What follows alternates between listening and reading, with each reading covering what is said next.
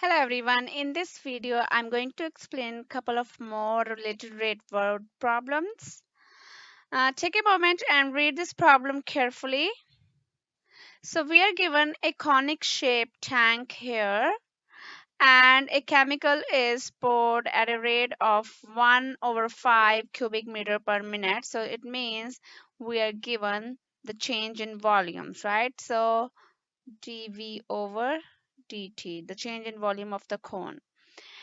If the radius is 3 meters, so radius is 3 meters and the height of the cone is 5 meters, how fast is the liquid rising at the instant when the depth is 1 meter in the center? So our goal is to find how fast is the height rising, the depth rising, right? So let's follow our steps. So first we're going to list our knowns and unknowns. So in this case, we are given the rate of change of volume, which is 1/5 of, so 1 over 5 cubic meter per minute. And our goal is to find how fast is the liquid rising. So how fast is the height of liquid rising at when our h is 1 meter. So basically we want to figure out what is the rate of change of height when h is 1 meter. So when we have this much liquid. Next step is we write the equation or equations, and then we're gonna that link together knowns and unknown values. So in this case, if you try to write the equation of volume of a cone, so we know that volume of a cone is given by 1/3 pi r square h. All right, so we'll think in our mind, oh, simple equation, right? So we already have the equation. And after the equation, what we do, we usually take the derivative with respect to time. So I'm just going to take the derivative, but I'll show you that this is not a right time to take the derivative, and I'll show you why it is not right time to take the derivative yet. So if I take the derivative with respect to t, so you will notice that we have r square h, so we need to apply the product rule. So then we will get r square dh over dt plus h times 2r dr over dt. And now if we notice in our known list, we don't know anything about dr over dt. So we run into a problem, so we don't know this. So it means in this equation, we need to eliminate a variable first. So this, do not do this. So this was not the right time to take the derivative. So here we want to eliminate a variable r, let's say, and in order to eliminate r, we need to use some information from our diagram. So there are few possibilities.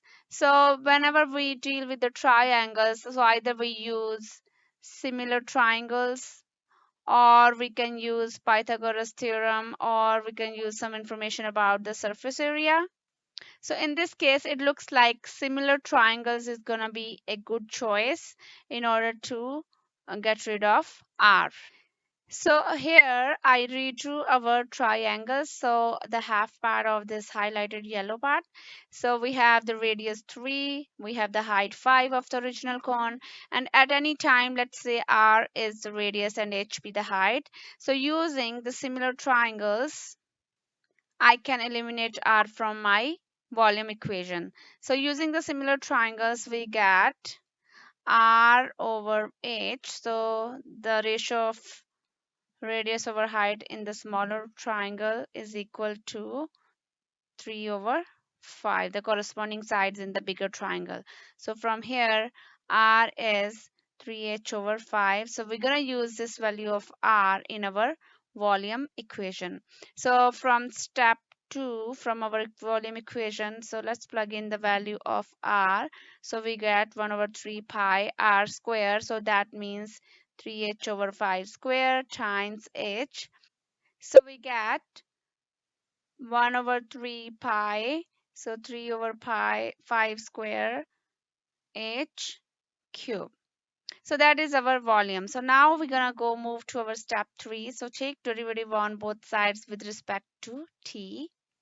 So we get dv over dt is equal to, so all the constants I'm gonna write on the side, and then derivative of h cube with respect to t. So in the next step we get, so constants as it is, and derivative of h cube would be 3h squared dh over dt, and we notice that 3 and 3 cancels, and in the end we get dv over dt is equal to 9 over 25 pi, and then h squared dh over dt. But if we think about our original goal, so our goal is to find dh over dt, so it means we should uh, separate dh over dt in this equation. So this implies dh over dt would be, so 25 over 9 pi h square dv over dt. So now we got our related rate equation. So now is a good time to substitute any known values and figure out your final answer. So from the beginning, we were given that the change in volume is 1 over 5 cubic meter per minute and the height is 1 meter. So then we need to find dH over dt. So that would be 25 over 9 pi. So in place of h, I'm going to write 1 square, and dV over dt would be 1 over 5. So after doing all the simplification, so we figure out that the change in height is, the rate of change of height is 0.177 meter per minute. Thus, the liquid is rising at this rate. Just for fun, let's try one more example. So in this one, a tank contains 28 cubic meter of gas at a pressure of 34.5 kilopascals. If the pressure is decreasing at a rate of 0.345 kilopascals per hour, find the rate of increase of volume. So for volume, I'm going to use V, and for pressure, I'm going to use P as my variables. So you must have done this in physics, that we know this law that pressure is inversely proportional to volume. So from here, P is equal to C over V. C is some constant. So from here, PV equal to C. So that is the equation that relates to variables. So first step is identify knowns and unknowns. So in this case, we are given the pressure is decreasing at a rate of, so decreasing means we need to use a negative sign, so decreasing, so negative 0.345 kilopascals and kilopascal per hour, and we need to find the rate of increase of volume at when pressure is 34.5 kilopascals and when the volume is 28 cubic meter. So second step is identify the equation that links the variables. So we already found that. So PV equal to C, where C is constant. Next, we take the derivative with respect to T. So for PV, we're going to use the product rule, and derivative of C is going to be 0. So P as it is derivative of V with respect to T plus V as it is derivative of P with respect to T equals to 0.